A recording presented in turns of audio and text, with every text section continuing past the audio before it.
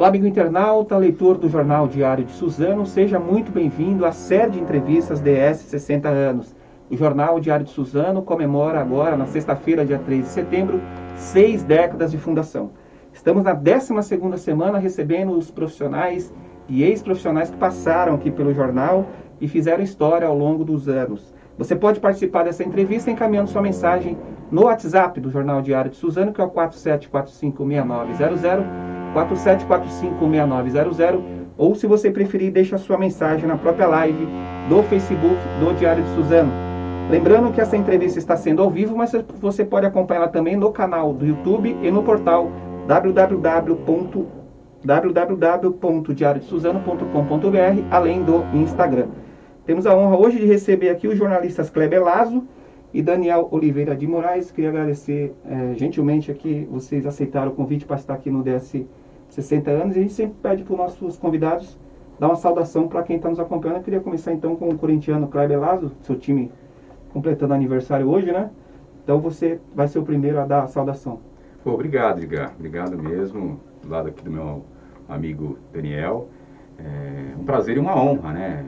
Participar desse programa, desses eventos, principalmente na semana, né, em que o Diário de Suzano completa 60 anos, e eu tenho muito orgulho em dizer que pelo menos uma parte dele eu convivi aqui, ao lado do Edgar, ao lado do Daniel e ao lado de tantos outros profissionais que hoje fazem, e tenho orgulho também de dizer que participaram dessa história.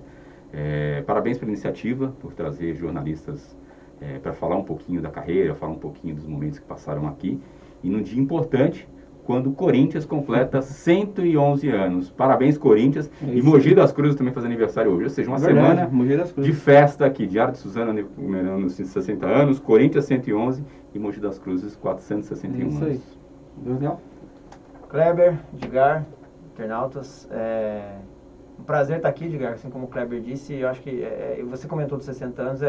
Aí me veio agora uma coisa que eu não tinha parado para pensar ainda. Eu fiquei pouco mais de 8 anos aqui no jornal, quase 9. Então, eu quase que participei de ali 15% dessa história quase do jornal ali, dos 60 anos, quase 8 para 9 anos ali, fazendo parte do time de repórteres, enfim, da edição aqui do jornal. E realmente é uma escola, uma passagem que deixou muito legado positivo, nos formou, acho que o Kleber também, nós somos da mesma época, trabalhando junto aqui, de universidade e tudo mais.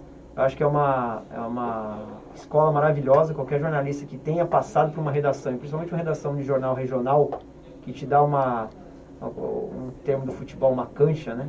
Para você lidar com algumas situações que quem trabalha com comunicação vai vendo ao longo da vida, alguns desafios. O Hard News é uma escola sensacional, então reforço aqui também meu agradecimento pelo convite, pela lembrança, e será um prazer aqui conversar com vocês. É isso aí. Tenho duas considerações a fazer. A primeira, que eu vou olhar para vocês e olhar para o celular, que às vezes as pessoas mandam uma mensagem aqui, eu vou repassando, não é falta de educação, estou olhando e olhando aqui. Mas só passa as mensagens positivas, tá? Positivas, vai ser só críticas, quando tiver alguma coisa do Corinthians aqui, uma crítica eu tiro aqui. A outra é que hoje tem o nosso vizinho aqui que está com a furadeira aqui, quase dentro do estúdio aqui. Se o internauta ouvir o barulho é por causa disso, mas não é que está caindo no estúdio, é que a gente está aqui com o nosso vizinho aqui, mas eu acho que vai dar para a gente fazer essa entrevista. Bom, a gente sempre começa pelo início. Eu queria começar então, Kleber.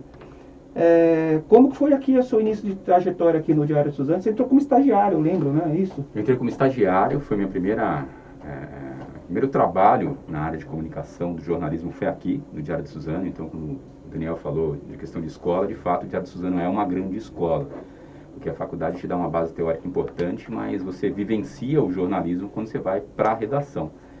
E fico muito grato, então, de ter iniciado essa carreira no jornalismo aqui, no Diário de Suzano. Comecei ajudando o Gil Fuentes a fechar a página do social. Então, agradeço muito ao Gil por ter me dado essa oportunidade. A primeira função foi lá ajudando ele. E aí depois eu migrei, né? Fui para a editoria de cidades, passei por polícia.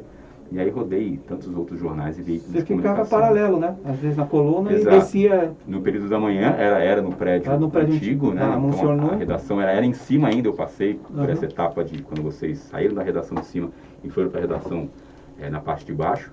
E aí eu fechava, ajudava o Gil a fechar a página durante o período da manhã. e aí à tarde a gente ia para o Caderno Cidades para ajudar no História de Cidades como repórter.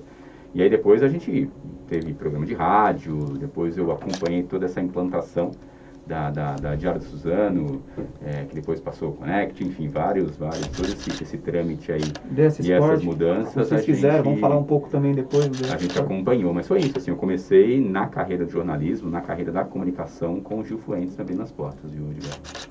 Certo. Você também, né, Daniel? Você começou na mesma época, né, do Kleber, como estagiário, né? Depois você passou até a ser editor também de páginas do jornal, né? Exato. Acho que tem 3 momentos aqui meu no jornal nesses 8 anos, né, pensando na redação, depois a gente entra especificamente na nossa participação aqui na rádio.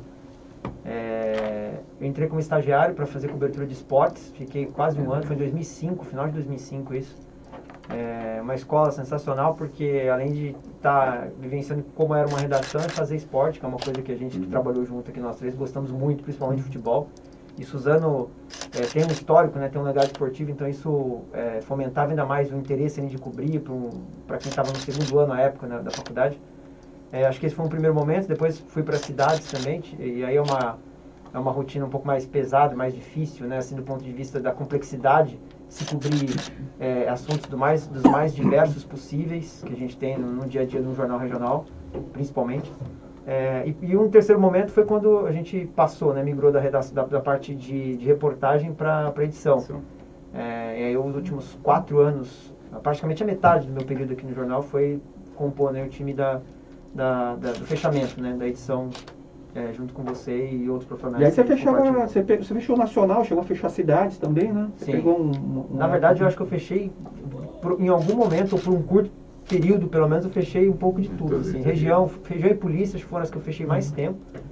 Mas esporte, nacional, economia, os cadernos especiais, acho que eu acabei meio que passando por um pouquinho de cada editoria também no fechamento. E é legal isso também porque eu acho que desde como estagiário, depois como repórter em cidades e no fechamento, acho que a gente consegue depois entender o ciclo todo de produção, né, entre aspas, do veículo jornal, né, desde a concepção da pauta até você ter a edição finalizada no final do dia. E é legal que a gente vai evoluindo, né? A gente entra como estagiário, no nível de conhecimento, e a gente passa para repórter, aí depois passa para edição, enfim, você acompanha de fato todo o processo, e esse processo te acompanha na sua evolução enquanto profissional também, Edgar. Acho que isso que é o mais importante, né?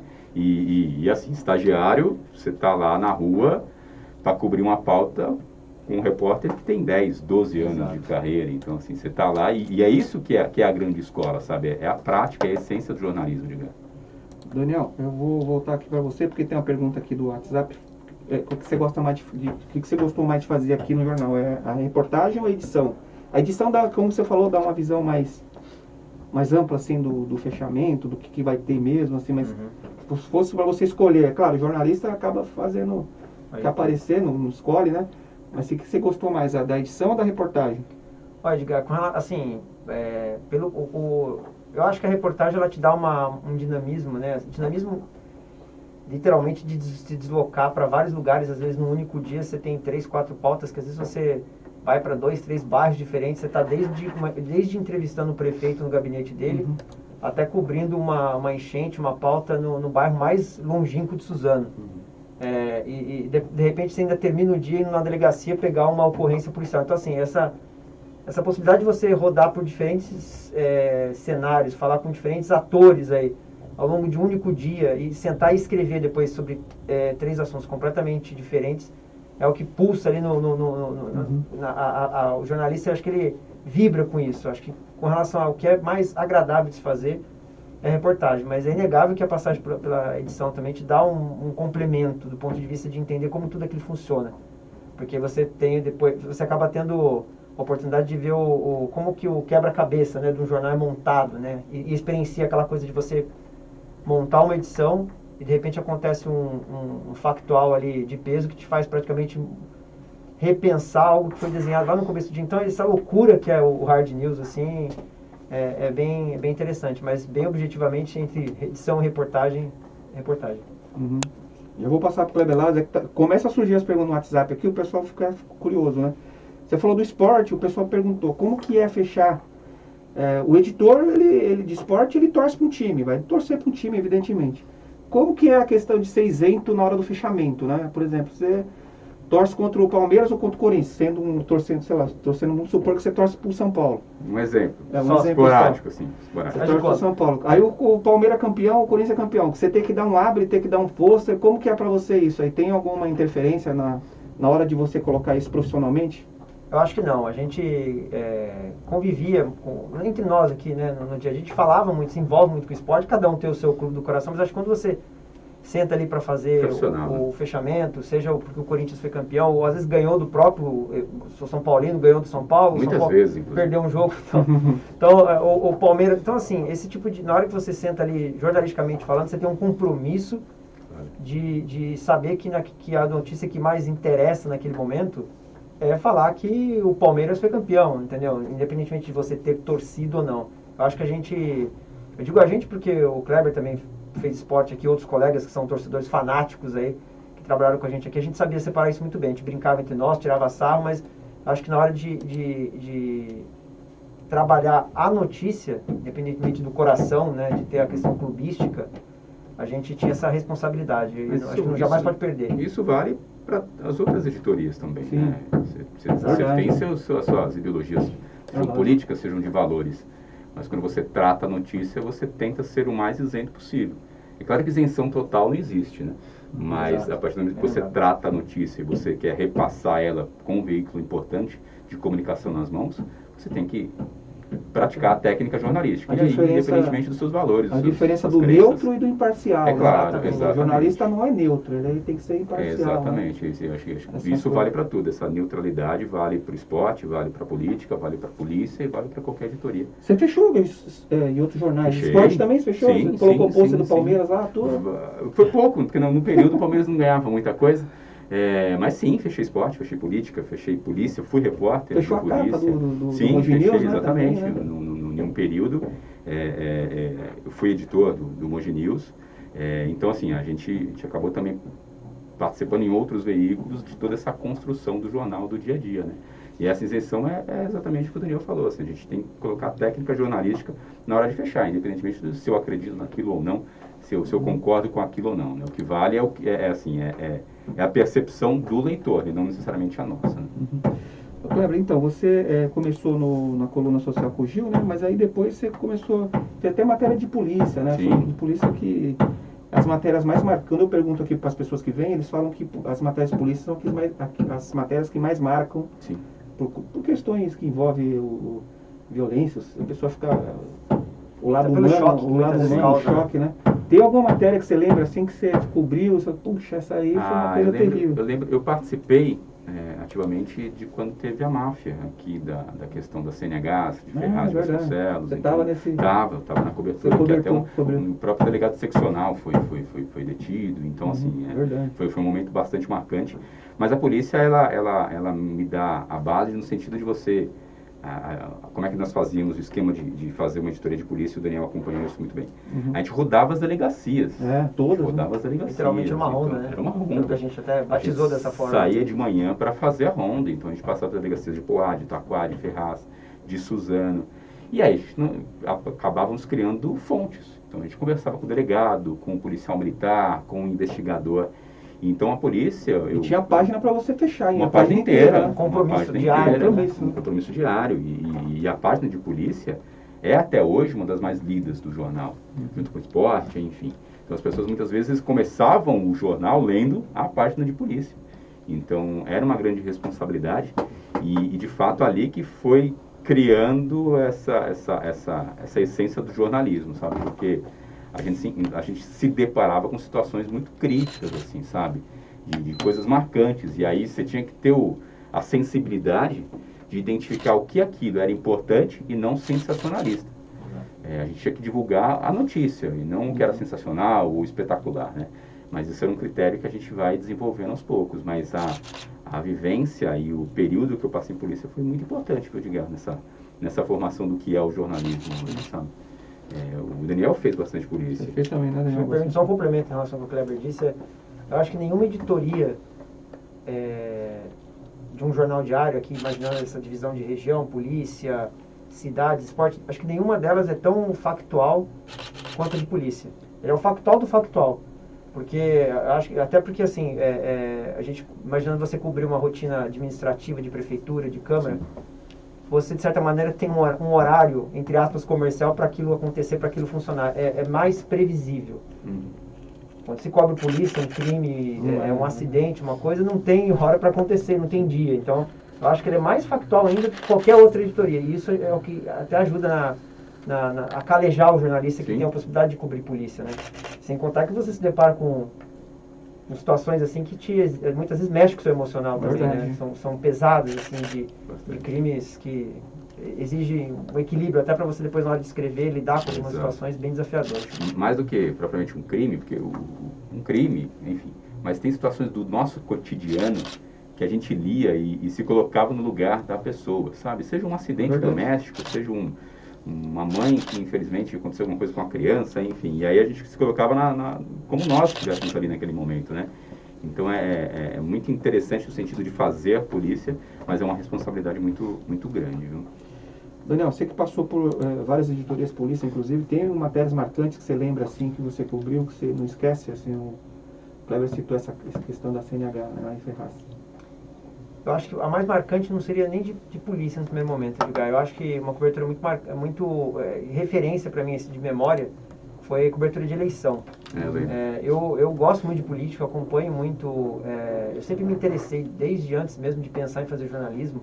Quando chegava domingo de eleição, que você tem aquela marcha da apuração, aquele clima todo, parece estranho dizer isso, mas assim, eu gostava daquilo, eu ficava assistindo os programas, saía resultado e depois o debate do que vem, seja eleição para presidente, para governador, então eu sempre gostei. Quando chegou em 2008, que a gente fez uma cobertura bem intensa da eleição para prefeito aqui de Suzano, que era uma disputa muito acirrada entre dois candidatos, aquilo marcou muito, porque não foi só a cobertura também do dia, da apuração, da gente chegar aqui 5 horas da tarde, trabalhar até 4 da manhã, né, que era essa rotina, sim, quando a gente cobria a eleição, de você pegar a apuração, né, no nosso rodízio aqui de equipe, quem cobria de manhã a votação e depois a apuração, mas porque nesse ano a gente acabou fazendo uma cobertura muito no corpo a corpo ali dos candidatos, e eu fui o escalado para fazer isso. Então, praticamente os 3 meses, desde das prévias lá dos partidos para decidir os candidatos até o começo de outubro, quando rolou a eleição, a gente esteve envolvido muito nisso, na cobertura da agenda do candidato e tal. Então, foi uma cobertura que me marcou muito, assim, aqui pela passagem do jornal, que acabou sendo de cidades. Mas eu acho que de polícia, acho que foi um assalto a banco que teve aqui na Caixa Econômica, mais ou menos nessa mesma época, 2008, 2009, aqui no centro de Suzano, que, enfim, mobilizou toda a polícia. Acho que foi uma das primeiras coberturas um pouco maiores que eu peguei de polícia também, então marcou também um pouco por isso, porque é uma pauta muito difícil, né? Você está num clima tenso ali, assim, você tem a polícia enquanto fonte numa situação dessa. Quando você chega, o crime acabou de acontecer, você está em cima dos fatos, os fatos estão surgindo, você quer informação, você quer ter um mínimo de desfecho para voltar para a redação e escrever. Só que assim, a história está acontecendo diante de você ali, e toda uma tensão, tá? Então, na época era entre o final da faculdade, recém-formado, então é um desafio também lidar com esse tipo de situação que exige um controle emocional. É tudo muito novo ainda, né? Eu estava no começo mais de carreira, então são 2 momentos. E legal que o Daniel falou da cobertura de política. Sempre existiu uma hierarquia dentro da redação, né? E o repórter que cobria política, que cobria eleição, era o principal ou um dos principais repórteres. E eu lembro que eu entrei um tempo depois do Daniel. O Daniel já estava bem consolidado aqui na reportagem e tudo. E aí eu olhava, quero ser igual esse rapaz aí que está fazendo esse negócio de cobertura política aí, que deve ser sensacional. E de fato existia isso, assim, a gente se espelhava muito no colega que estava ao lado para chegar ao nível de cobrir de fato um momento político, um debate, uma cobertura. Vocês estavam no debate, na equipe do debate. 2012. Você estava no debate, não. 2012. Você ajudou na comissão, sim, né? Bem lembrado, Edgar, bem lembrado. O debate que nós fizemos foi marcante. Foi 2012, né? 12. Outro marco aqui da cobertura, bem lembrado. Acho que foi bem legal, foi um trabalho árduo, assim, de preparação, aí, de meses, né, de preparação. No final ficou... E rapidamente eu me lembrei de uma outra situação de cobertura de cidades também. Eu acompanhava muito a operação da vigilância sanitária, que era asilo, e às vezes eram flagrantes, assim, de chegar na hora lá, tá, assim, com o apoio da polícia, obviamente, a gente chegava junto com a vigilância. E uma vez, isso foi num sábado, num plantão de sábado, descobriram uma clínica de estética clandestina aqui no Centro Suzano. Eu estava até com o Irineu Júnior, né, o fotógrafo que trabalhou com a gente, e dado o momento, o médico lá que foi, né, descoberto ali, ilegalmente exercendo ali o trabalho, ele simplesmente prendeu todo mundo lá dentro. Nós né, cobrindo ali, havia o pessoal de outro jornal também, e a própria equipe da vigilância. Então foi um momento meio de tensão ali, uma coisa de ameaça e tal. Então até esse tipo de circunstância a gente passa. No meio de um plantão de sábado, tem uma ligação dessa, uma pauta legal, porque tem uma repercussão do ponto de vista assim, de valor daquela notícia, mas você passa com uns perrengues como esse daí. Eu lembro de um também que nós recebemos uma denúncia e aí acionamos a polícia para acompanhar de um açougue legal que vendia carne de cachorro. E aí chegamos lá e justamente os donos estavam lá, teve uma situação bem crítica assim, do ponto de vista de segurança, até mesmo para a equipe de jornalismo. E outra vez também nós recebemos uma denúncia também, acompanhamos a Polícia Militar, e era muito legal, porque a polícia ligava pra gente, sabe? Ó, a gente tá indo, você querem falou, acompanhar. Você pega contato, né? O pessoal já liga pra você direto. Exato. E aí nós fomos, e era um sítio, e aí tinha um desmanche. E aí nós chegamos lá, não tinha policial, não tinha nada, a gente não sabia se entrava, nós entramos, de repente o que aconteceu? Os bandidos voltaram, rapaz. Aí a gente teve que correr pra mata e esperar a polícia chegar, não tinha situação. Então assim, isso que era legal, assim, você sair, né, do balcão da redação ali e ir pra rua. Acho que isso é muito bacana, assim. Bom, a gente pede também para os nossos convidados falar da trajetória, né? Eu queria começar com o Kleber Lázaro. Depois que você saiu aqui do Diário Suzano, eu queria que você falasse a sua trajetória aqui. Rodei. Então eu comecei aqui no Diário Suzano, então eu sou eternamente grato ao Diário Suzano por ter aberto as portas, ao Gil Fuentes, ao Edgar. Mas depois eu saí daqui, fui para o Diário de Mogi, trabalhei por muitos anos no Diário de Mogi, passei pela Rádio Metropolitana, passei pelo Mogi News, DAT, tive uma experiência na TV Mogi News. Então, assim, eu fui, como diz o Daniel, fui bastante calejado no sentido de conseguir... Na TV Mogi News, você pode voltar depois para falar da sua trajetória, só para o nosso internauta entender aqui, saber quem é o Kleber Lázaro, os que não conhecem, você foi apresentador do telejornal lá, né? Fui. Fala um pouquinho como que era a sua missão lá, a diferença para um impresso. Né? É bem diferente, Nós tínhamos um programa que era de madrugada, que era o Manhã News, de madrugada mesmo, começava às 5h30 da manhã, era o programa que trazia as informações e a pauta do que poderia acontecer naquele dia. Então era das 5h30 até às 7 da manhã, era 1h30 de programa ao vivo, todos os dias, segunda a sexta. E aí a gente participava de toda a produção do programa, né? Quem seriam os entrevistados, quais são as pautas, a gente montava todo o roteiro do programa. Além da apresentação em si, né? Então a apresentação é só ali sentar bonitinho ali, arrumadinho. Meia hora de programa que tinha? Não, 1h30. 1h30 direto. 1h30 de programa. Então assim, sempre o último bloco com um entrevistado. Então assim, era dificílimo trazer o entrevistado para estar lá no estúdio 6h30 da manhã. Desafio. Era muito complicado. Quando ele não vem, marca não, terrível, derrubava. Então assim, mas foi muito legal, porque nós tivemos também o período de eleição. E aí nós conseguimos trazer todos os candidatos da região, das cidades aqui do Alto Tietê para dar entrevista. Então, assim, foi muito interessante e foi uma experiência muito, muito legal, assim, de fazer a TV. Eu nunca havia feito. E foi muito legal, assim, não só a questão de produção, mas a questão de propriamente a apresentação, sabe, Edgar? Tem todo um rito, todo um esquema que a gente tem que seguir. Mas foi uma experiência bastante interessante, viu, de vivenciar então, e conhecer um pouco, assim, os bastidores de como se faz TV. Então o pessoal aqui se perguntando se você já teve alguma gafe, assim, como é ao vivo, cara. Eu lembro uma vez, não tem jeito, né? Uma vez que era um prefeito de Ferraz de Vasconcelos, e aí apresentamos eu e uma outra colega jornalista. E aí essa colega jornalista começou a ter uma crise de soluço, que seguiu por uma crise de tosse. E aí o que acontece?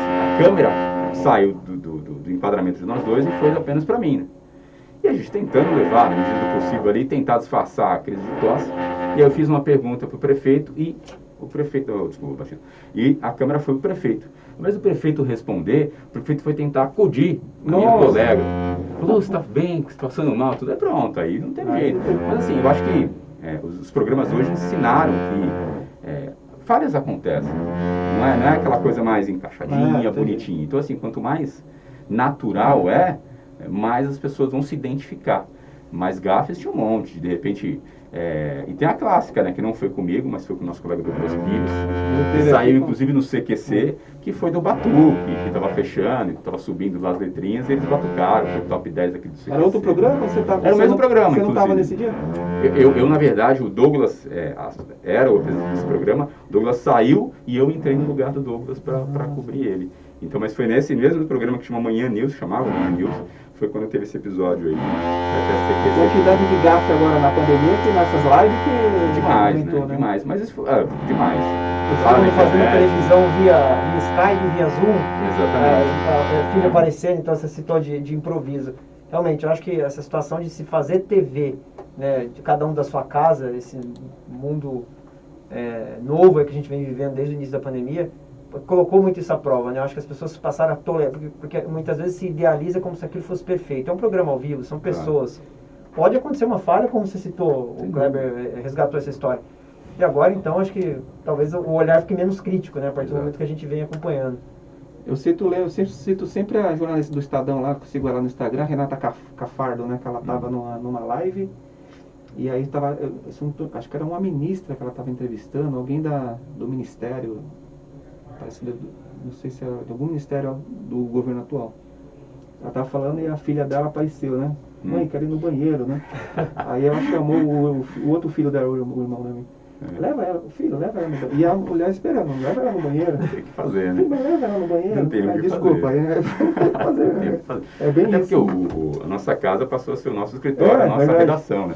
Então, se isso acontece na TV ao vivo, acontece com uma reunião importante que você está tendo com uma autoridade. Exato. E aí, de repente, vem uma criança, vem um gato, Só não pode aparecer sem camiseta, né? Não pode aparecer tomando banho, que isso é um perigo. Isso é verdade.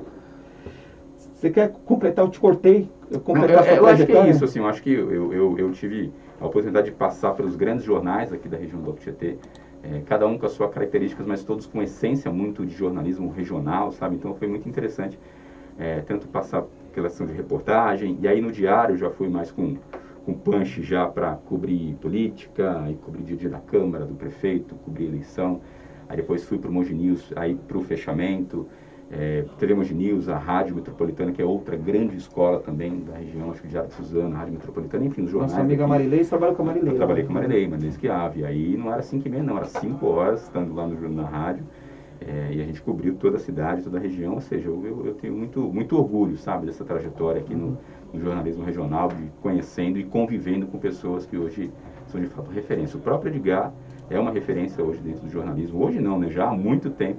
Agradeço as suas palavras do Alto Tietê, mas mais do que o Edgar, a esposa do Edgar Leite, a Cristina Gomes, esta sim, que eu convivi muito tempo no Mogi News, esta sim, uma grande professora, uma parceiraça do Edgar. Bom, deixa eu ver aqui, tem uma perguntinha aqui que você tinha... Tá. Então, hoje você está na assessoria política, né? Isso, eu passei muito tempo, então eu tive toda essa história no jornalismo diário, nos veículos de comunicação aqui, jornal, rádio, TV, e aí eu migrei para assessoria, hoje eu faço assessoria institucional, hoje eu sou assessor de comunicação da Federação das Associações Comerciais do Estado de São Paulo, a FACESP. A FACESP ela congrega as 420 associações comerciais do Estado, então eu sou responsável por toda a assessoria de comunicação da FACESP, então a gente tem que falar com todo o Estado, e aí é outra característica que hoje eu aprendo de fazer comunicação, conversando com veículos do interior de São Paulo, conhecendo o interior de São Paulo. São 420. Quase o estado inteiro, né? O estado inteiro. O estado tem 645. Tem algumas cidades que tem. Mas é que algumas cidades são representadas por cidades vizinhas. É o estado inteiro. Porque tem cidade que tem 4.000, 3.000 habitantes. Sim. Então, grande maioria, inclusive. Exatamente. Então acaba tendo uma atuação mais regional da associação comercial. Mas é muito interessante, assim, conhecer o perfil de Marília, de Franca. E aí, no outro dia, você está conversando com gente de Taubaté, de Cruzeiro, de Capão Bonito. Então, assim, é muito interessante saber isso. E saber como o São Paulo existem várias características distintas. É impressionante, ligar.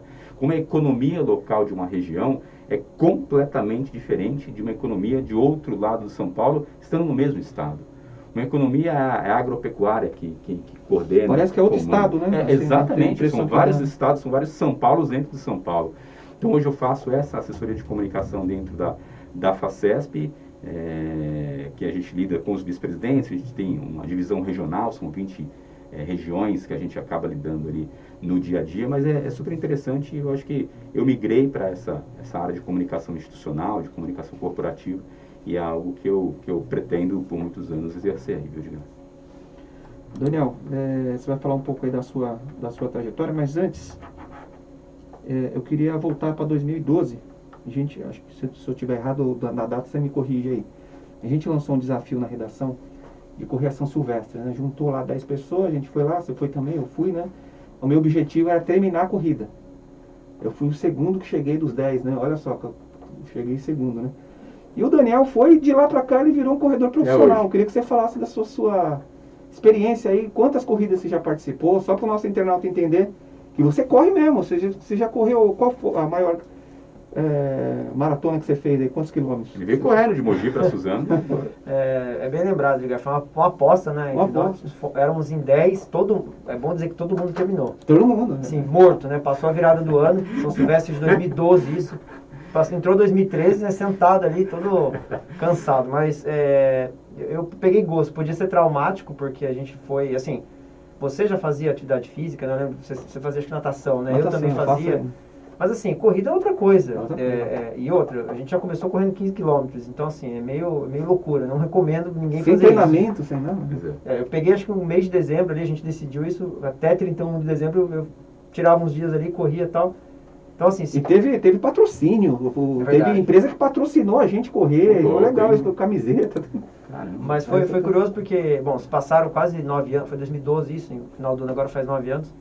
De lá pra cá eu acho que, assim, se for eu já corri 5 maratonas, que é 42 quilômetros, assim, é um desafio físico e mental. Quanto tempo dá uma maratona dessa? O menor tempo que você fez? A gente enquanto amador, né, assim, beira ali na casa de 4h10, 4h15, 4 horas. 4 horas e 20, assim, é um esgotamento mental também, se fosse só físico, assim, é bem difícil. Mas é prazeroso demais. Quem gosta de correr, você já que correu aquela prova, né, que a gente fez a nossa aposta aí, viu quanto é duro, mas assim, quando você gosta do esporte, né, aquilo te completa e é um autoconhecimento tremendo você pegar uma prova dessa, assim, porque você se desafia de uma maneira que você mergulha no interior, assim, de uma maneira para descobrir quais são os seus limites. Às vezes você até vai muito além, você descobre que você pode ir muito além, e a gente às vezes cria barreiras, né, para topar alguns desafios na vida, mas aí você encara um desse daí, no esporte que você gosta, por mais duro que seja, e é sempre prazeroso. Você perguntou de número de provas, assim, eu acho que nesses 9 anos eu devo ter participado de umas 70, 80 corridas, mais ou menos. A mais difícil, qual que você considera aí a mais difícil? A maratona, as maratonas eu disputei todas aqui em São Paulo, mas eu já corri em Curitiba, Florianópolis, Belo Horizonte, em outros lugares fora daqui de São Paulo. Mas a mais difícil é uma maratona que acontece todo mês de julho aqui em São Paulo, inverno, tal, tem o desafio da temperatura também. Sem dúvida é a mais difícil. A gente está um pouco distante agora de provas por conta da pandemia, desde o início do ano passado, né? Mas tudo der certo, quem sabe em 22 a gente volta a ter desafios parecidos. Você faz um check-up antes, assim, ou não? Como que você treina para participar dessas? Você corre no seu bairro lá? Como que você faz? Eu tenho assim um plano já, eu não tenho orientação direta de planilha de treino, assim, eu meio que me norteio, porque você vai se conhecendo, né? Você conhece até onde você vai, você conhece o seu corpo, a maneira como você pode colocar algumas coisas ali para testar. Assim, faço consultas pelo menos uma vez por ano com cardiologista, médico, para ter um acompanhamento mínimo assim, de condição de saúde, acompanhamento nutricional, enfim, esse tipo de coisa você precisa ter, né? Para dar esse salto de tentar correr uma maratona.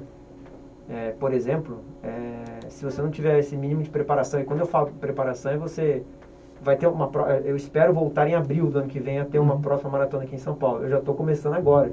Estou falando de 7, 8 meses antes. Essa de São Paulo é 40? 42. 42. Então, assim, você precisa coloca aí 6 meses ou um pouco mais, dependendo do seu ritmo, de cuidado, de foco nisso para aumentar treino. Se você vai aumentar treino, você precisa cuidar da alimentação, porque senão você quebra. Então, você tem um cuidado que começa muito antes da própria prova. Assim, aquilo que a gente fez de um mês antes, reunir, correr, não é uma recomendação saudável. Né? 42 quilômetros já é cansativo de carro. Você imagina correndo. 4 horas. Tá louco. É difícil. Você pensa... Então você tem que pensar em tudo, realmente. Na Brigadeiro ali, eu pensei, não vai dar não, gente. Mas aí você viu o pessoal passando e disse, vamos lá. Mas é legal, eu conheço o Daniel há muitos anos e o Daniel sempre teve esse foco assim, no esporte, na qualidade de vida.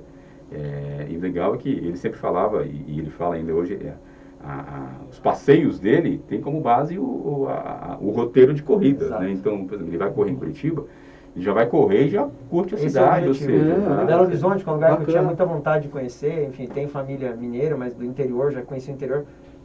Fui correr a volta da Pampulha lá, aproveitei para conhecer o lugar que eu sempre tive interesse, então... Quando não era possível fazer esses deslocamentos aí de correr em outras capitais do Brasil e tal, e aí junto o prazer de conhecer, né, um lugar diferente ali, o que a gente já tinha interesse, melhor ainda, né, útil ao agradável. É isso aí. Brasil então, a Maratona de Nova York. Opa! Aí no nível... Tá chegando aí. Quem sabe um dia, né? Vou acompanhar o Daniel, vou ficar nos restaurantes e o Daniel dá suporte. Correndo.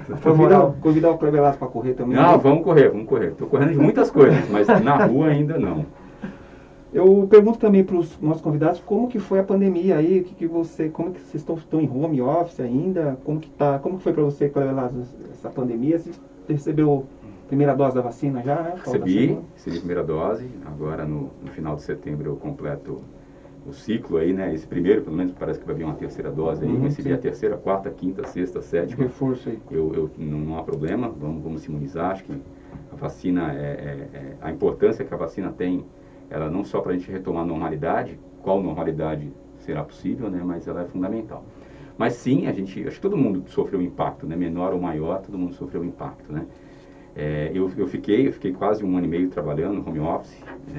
Agora que a gente começou a retomar as reuniões, os eventos, os encontros presenciais, mas foi uma adaptação de tudo, né, Edgar? Assim, meu filho, que tem 6 anos, saiu da escola, então como é que saiu da escola? Passou a ter aulas em casa, então a minha esposa passou a ser professora, mãe, então assim, aonde a gente vai trabalhar? Eu trabalhava na mesa da cozinha, então assim, foi uma mudança radical. E não é que a gente não tivemos tempo de nos adaptar, a gente foi se adaptando e trabalhando conjuntamente. Tudo muito rápido, né? Tudo muito rápido e tudo muito tinha que fazer, assim. Então hoje a gente está voltando aos poucos, mas foi um impacto bastante grande, assim, de questão até mesmo de rotina de trabalho. E se é que existe um lado bom disso, é que a gente aprendeu a trabalhar em casa, né? Hoje a gente aprendeu e hoje o home office, as próprias empresas identificam o home office como algo funcional, algo que de repente não diminui a performance do funcionário, muito pelo contrário, né? Às vezes ele produz mais em casa, em home office, do que propriamente batendo cartão lá todos os dias. Mas então foi uma rotina bastante intensa e bastante aprendizado, né? Mas eu acho que a gente está passando, pelo menos iniciando esse fim aí dessa pandemia que vitimou tanta gente e que causou tanto impacto em todos, né?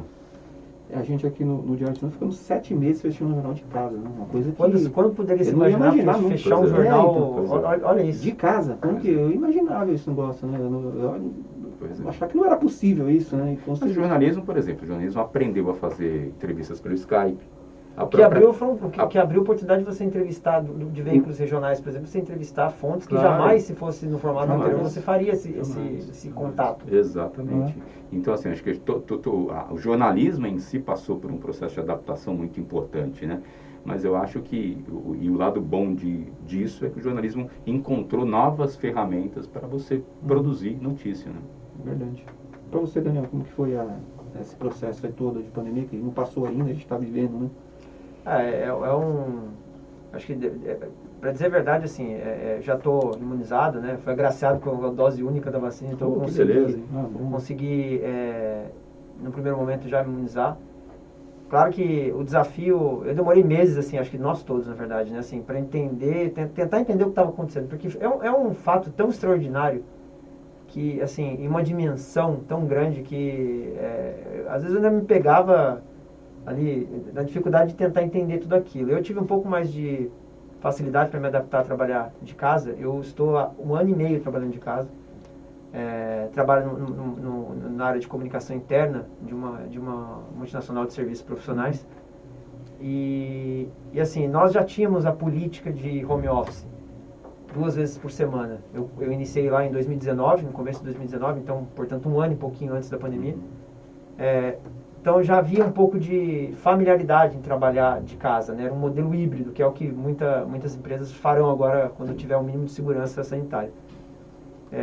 Então, para mim, nesse sentido do trabalho, não foi tão óbvio que muda. Uma coisa é você trabalhar 2 dias, outra é você trabalhar todos os dias, né? Aí você precisa adaptar uma mesa, uma cadeira, uma estrutura mínima para dar conta, né, do trabalho. Mas pelo menos eu já tinha o meu canto em casa ali para trabalhar, né, meu escritório.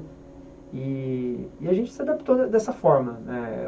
Assim, você vai, o Kleber disse, muita empresa que não tinha essa mentalidade de home office, por exemplo, e na verdade também o que aconteceu não foi bem um home office, né? Todo mundo foi mandado para casa do dia para a noite e teve que se adaptar num processo, como você lembrou, no caso do jornal, por exemplo, 7 meses fazendo todo esse processo. Como migrar? Se você nunca havia trabalhado de home office ou não tinha o mínimo de estrutura, você chegou numa segunda... Porque foi mais ou menos isso, né? Eu me lembro que eu fui trabalhar numa segunda-feira, 16 de março do ano passado, eu já vi a ordem para, no dia seguinte, que já seria meu dia de home office, não voltar mais para o escritório. Eu fui 4 vezes nesse ano e meio na empresa resolver uma outra coisa, porque expediente, de fato, só de casa. E funciona. Sim. E funcionou. Eu acho que quebrou muito a barreira com relação à relação de trabalho, de achar que você produz se eu estiver aqui olhando você trabalhar. Isso aí. Acho que a força se criou aí novos métodos, novas maneiras de se trabalhar e estamos caminhando assim há 18 meses praticamente. Verdade. Estamos caminhando para o final da entrevista, mas eu ainda vou querer, se vocês me permitem aí o tempo, perguntar, saber a opinião de vocês sobre o futuro que vocês acham aí do jornal impresso. Como que vocês analisam hoje a velocidade da informação? Que a gente fazia antes da internet, jornal para o dia seguinte no impresso, hoje é para o minuto seguinte, lá para o segundo seguinte, é coisa muito mais rápida, né? Eu vou começar com o Daniel. Como que você percebe essa velocidade da informação? Isso é benéfico ou não é? E o jornal impresso, como que você vislumbra o futuro do impresso? Se é possível dizer assim alguma coisa sobre isso? Eu acho que primeiro de volume de informação é uma infoxicação, né? Que é um termo aí que explica bem, assim, a gente é bombardeado de coisas que a gente não consegue absorver, acho que 10%. Eu me sinto assim todos os dias.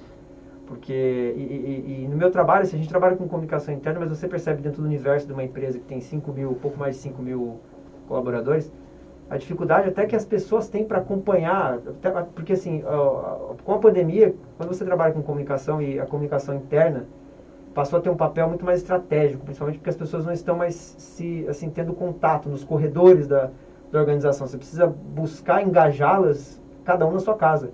Então, assim, aumenta-se o volume de trabalho e, consequentemente, essa mesma impressão que às vezes a gente tem do mundo externo, de ser bombardeado, porque a comunicação vem de vários canais, a gente tem que lidar com isso também internamente, né? Buscar o melhor canal para você chegar ao público sem ter aquela coisa que você se sente literalmente sufocado, de tanto você não consegue absorver. Então esse é um desafio. Eu acho que a gente hoje precisa... a tecnologia é maravilhosa, você consegue usar vários canais, mas assim, o excesso, né, a infoxicação, a capacidade limitada que as pessoas têm, de que nós temos, de absorver conteúdo e tentar dosar isso é o grande desafio. E quanto ao jornal, Edgar, eu acho que o jornal ele jamais vai perder a sua relevância, principalmente quando a gente fala de jornal regional. O Kleber falou da experiência de trabalhar com as associações comerciais ao redor do estado.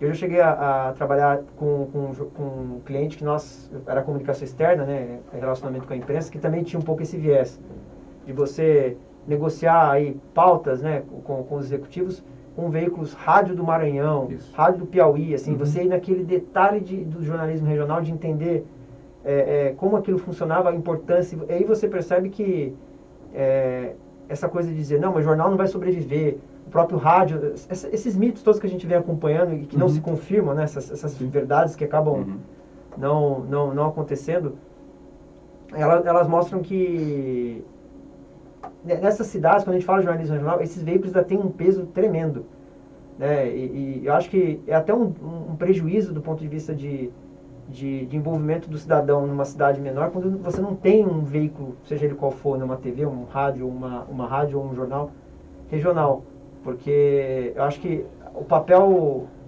de cidadania que o jornal ainda exerce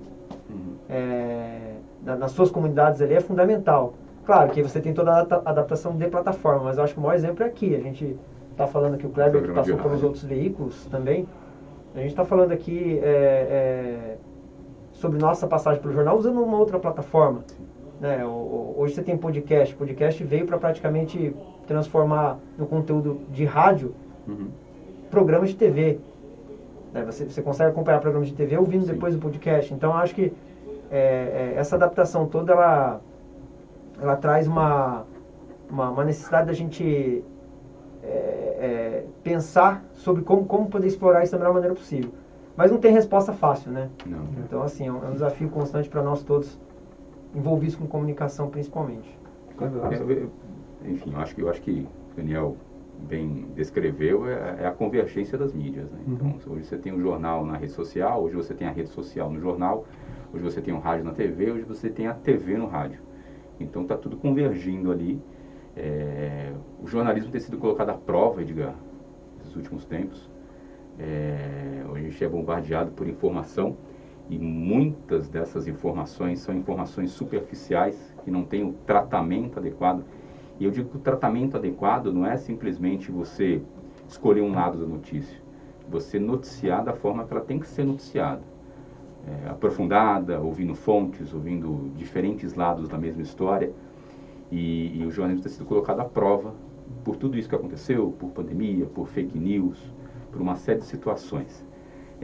Eu acho que o jornalismo ele sai forte, ele sai fortalecido desse período, porque nunca foi tão necessário. Eu acho que nunca foi exatamente, nunca se fez tão necessário o jornalismo profissional, o jornalismo aprofundado, o jornalismo crítico, sabe? Independentemente, não estou dizendo aqui de questões partidárias, políticas, ideológicas, estou dizendo que o jornalismo em si. Eu acho que o jornal impresso ele está em constante mudança, em constante atualização. Eu acho que esse formato de jornalismo impresso hoje ele precisa ser revisto, no sentido de que as pessoas não compram mais jornal, não vão até a banca comprar um jornal. As pessoas leem esse jornal no aplicativo, no celular, no iPad, no iPhone, no celular, enfim. Então eu acho que essa possibilidade, haja possibilidades de você migrar o seu jornal impresso para um aplicativo, para um celular, é fundamental, e eu acho que é isso que os jornais estão buscando, né? O que o Daniel falou em relação a ser bombardeado de notícias, a gente de fato é bombardeado de notícias, mas quando a notícia vem de um profissional de comunicação, a notícia vem com credibilidade, né? E é essa credibilidade que o Diário de Suzano tem, que o Mogi News tem, que o Diário de Mogi tem, e essa credibilidade nunca vai ser encerrada. As pessoas vão ter consciência cada vez mais de ler a notícia no Diário de Suzano e saber que aquilo de fato é uma notícia e não uma inverdade, uma mentira ou algo para prejudicar A ou B. O Celso Zambrano, motorista aqui do DS, Celso, grande jornalista, tá? Grande Celso. Forte abraço para ele. Estamos caminhando para o final, mas a última pergunta da entrevista que eu vou fazer aqui é em relação a Libertadores, né? O Palmeiras é São Paulo na Libertadores ou não é? Qual é a opinião de vocês? Olha, em pleno dia do aniversário do Corinthians... É uma afronta, né? É uma afronta esse tipo de pergunta. Poxa, mas eu sou alvinegro na Libertadores. Atlético Mineiro, né? Sou alvinegro. Para manter ali as time agora aproveitar e falar do Corinthians que é aniversário, seu time mudou de patamar agora, hein? Pintou campeão. Não, pintou campeão. Eu, inclusive, pelo menos entre os 6 da Libertadores vai ficar. Eu, inclusive, já estou economizando para comprar a faixa de tricampeão do mundo em 2022. Já essa é a minha meta agora, economizar para comprar uma faixa. Silvinho está valorizado agora. E você sabe que nós não tivemos oportunidade aqui, mas eu, Daniel, nós tivemos um programa de esporte aqui. O DS Esporte. Tivemos um programa de esporte aqui na rádio aqui. DS Esporte. Era um programa calmo, né? Não tinha. Não, era tranquilo. Eu lembro que quando nós fizemos os pilotos, né? Que a gente faz. O piloto é um programa que a gente faz antes de experimental, fato, né? Experimental. E aí no programa piloto, eu, Daniel, me lembra o Ramon, Tio Públio também, Carlos Negro. Carlos Negro. O Carlos Negro. O famoso Carlos Negro. O Públio ainda não estava. Não estava ainda. Não estava. É verdade, é. E aí acho que esse era o Ramon, o Daniel. Nós quatro. Acho que era dos quatro, né?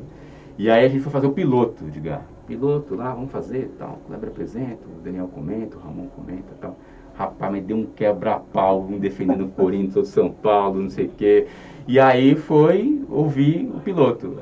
O pessoal ouviu o piloto só ser desse jeito, não tem condições de colocar esse programa no ar. Depois a gente conseguiu arrumar tudo, deixar ele bonitinho, mas foi uma experiência bastante interessante, né? E era legal que a gente falava do esporte nacional, ou seja, a gente falava de futebol, mas a gente trazia também personalidades do esporte local. Isso que era muito legal. Era muito legal. Um desses personagens que a gente uma vez trouxe, acho que vários aqui importantes, mas um que marcou muito foi o Dante, da seleção de vôlei, medalhista olímpico. Exato. Então, assim, a gente conseguia dar espaço tanto para o esportista mais amador e trazer atletas assim que tem essa representatividade monstruosa para o esporte brasileiro e bater um papo bem agradável. Uma experiência muito bacana, até mesmo de conhecer esportes que a gente de fato não era do nosso dia a dia e que a pessoa sentava aí e contava e a gente imaginava o universo de coisas do esporte que acontece na nossa região e muitas vezes passa despercebido. Ou passa por um segmento muito pequeno, de repente podia ser mais popular, as pessoas conhecerem para praticar mais, né? Daniel, vai ter pôster do São Paulo na Copa do Brasil esse ano? A gente vai pôr aí? Edgar. O Atlético Mineiro e Flamengo na disputa, que tem o primeiro tem o Fortaleza. Mas enfim, tá bem difícil, hein? Bem difícil. Acho que você gosta do Crespo? Você acha que treina bem? Ótimo trabalho. Pelas circunstâncias do São Paulo, você pegar um time na fila, o departamento médico, o sujeito vai no banheiro e se contunde, né? Com o Pablo no centroavante. Assim, ele fez demais, assim. Eu enquanto São Paulino, não tenho absolutamente nenhuma crítica ao trabalho dele. O fato, por exemplo, do São Paulo ter perdido pro Palmeiras, o Palmeiras é mais time que o São Paulo, assim, isso é indiscutível. Então, hoje Palmeiras, Flamengo e Atlético, o Corinthians tem um potencial para chegar próximo, mas esses três times são realidade. Provas, os resultados do Campeonato Brasileiro. Então, assim, hoje é difícil brigar com esse trio poderoso financeiramente, o que acaba se refletindo no campo, né? Mas então, assim, quem ganhou, ganhou. Quem não ganhou, agora já era. Por isso que pro São Paulo o Campeonato Paulista foi a Copa do Mundo, foi a maneira como a diretoria vendeu o título, e não é, assim, dentro da realidade. E claro, ele, assim, ganhou do Palmeiras o título. Campeão, né? Do campeão da Libertadores. Então, tinha meio que abandonado, né? Foi de repente, no último... Foi chegando. Mas quem ganhou, ganhou. Quem não ganhou, agora já era. Conheço a papar tudo aí. Cleber, só para encerrar mesmo, agora falar de esporte. Escala seu time aí do Corinthians, ideal, com o William. Com o William? Vamos lá, então. Cássio, Fagner, Gil, João Vitor, Fábio Santos. Eu gosto muito do Gabriel. Acho que o Gabriel ainda... O Gabriel Xavier ali, mas acho que o Gabriel. E aí, Juliano, Renato Augusto. E aí eu acho que colocaria Roger Guedes, Mosquito e William. Deu um cabo nesse time. Não, foi embora, né? Foi embora. Mas eu acho que assim, o time qualificado, os jogadores que sabem um pouquinho mais, tendem a render melhor. Então acho que o Luan vai render melhor, acho que o próprio jogo vai render melhor. É natural, né? O Palmeiras, se você pegar o Palmeiras, os 11 jogadores, tem um ou outro ali que você pode questionar. Mas o todo, um acaba puxando o outro. Eu acho que o Corinthians vai voltar com isso, com esses reforços de qualidade. É isso aí, gente. Eu queria agradecer de coração vocês terem vindo. Obrigado mesmo. Agradeço. Obrigado pela oportunidade. E aí eu queria que vocês deixassem aí uma mensagem final para a gente encerrar, tá bom? Mais uma vez, parabenizar pela iniciativa que o Diário de Suzano tem, né, de trazer aí, nos convidar e outros tantos colegas que vieram aqui falar um pouquinho sobre as suas experiências. E parabenizar pelas 6 décadas aí, porque é um trabalho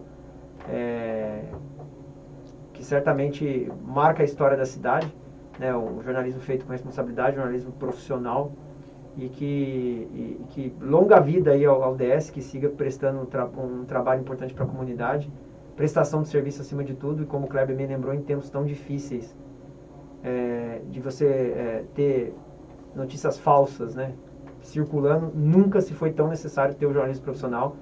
Isso acho que vale enfatizar também para veículos regionais como é o DS, porque a gente está falando de cidadania, de democracia, tudo isso bem representado quando se tem a imprensa profissional fazendo o seu trabalho. Então, mais uma vez, parabéns aí de antemão, dia 3, né, que o DS completa 60 anos. Então, uma semana mais do que especial para a gente estar aqui também. De novo, obrigado pela oportunidade, Edgar. Tá, João. Bom, então eu quero parabenizar o Diário de Suzano por esses 60 anos aí de história, de ser um jornal importante, de ser uma escola para nós profissionais do jornalismo, da comunicação. Parabéns, Edgar, pela iniciativa. Acho que é uma honra ter participado desse programa. Do lado do Daniel, que além de tudo, além de ser meu amigo, além de ser um excelente profissional, é meu padrinho de casamento. Bem lembrado. É meu padrinho de casamento. O presente dele foi bem mais ou menos, mas vamos aguardar aí. Podia ser pior, a camisa do São Paulo. Não, aí nem entraria, nem entraria em casa. Mas acho que a iniciativa é louvável, sabe, Edgar? Acho que é muito legal você ouvir histórias das pessoas que passaram por aqui, nomes importantes, nomes que de fato hoje a gente considera como espelhos, como grandes referências. A iniciativa é louvável, parabéns, Diário de Suzano. Agradeço muito, porque foi aqui que eu iniciei a minha trajetória dentro da comunicação, dentro do jornalismo. Então sou eternamente grato ao Diário de Suzano, a você, ao Gil Fuentes, e parabéns pela iniciativa. E vida longa ao Diário de Suzano. Tá joia. Obrigado mais uma vez. Agradeço vocês. Obrigado. Queria agradecer você, amigo internauta, que participou conosco aqui dessa entrevista e também vai ver e ouvir no canal do YouTube. Um abraço a você e até o próximo vídeo.